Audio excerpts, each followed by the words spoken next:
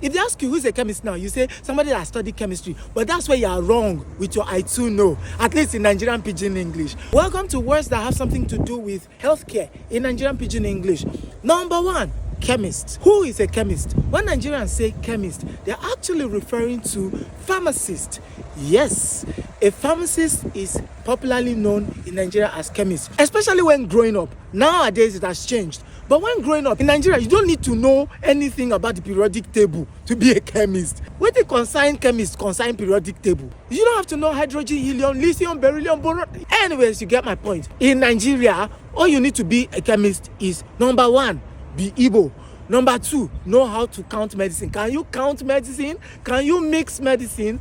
That is all you have to be a chemist. A chemist is a pharmacist, someone that sells drugs, which leads me to the second point, drugs.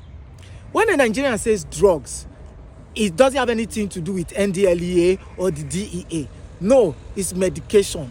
Medication. Now, yes, even in regular English, drugs is still referring to medication. But obviously we know that because of pop culture, now drug usually has a negative undertone. And almost every Nigerian that grew up in Nigeria still falls victim of this. Myself, sometimes if I go somewhere, I'll say, I'm not feeling fine, I need to buy drugs. They'll be looking at me like, brother, I thought you were a Christian, now you are doing drugs? No.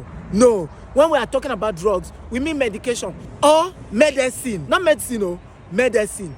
As though you want to pronounce Medellin. Yes, that one.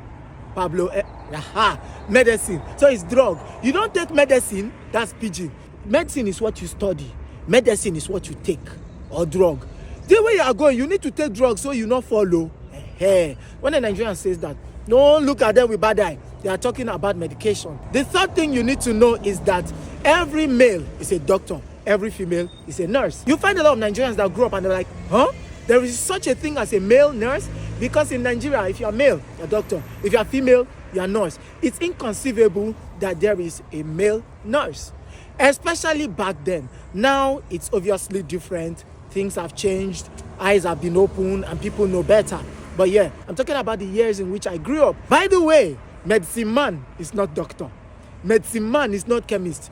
And lest I forget, the main things that actually used to do people in Nigeria, when somebody is sick, you see that malaria or typhoid. Anything that is not malaria and typhoid again, you leave it for God. Of course, catarrh, cough, cold, those ones are small things. This is the order in which it goes. Anything that chemists cannot prescribe medication for, give it to doctor. Anything that doctor cannot heal, take it to church. Leave it for God. Anyways, I hope you've learned a thing or two.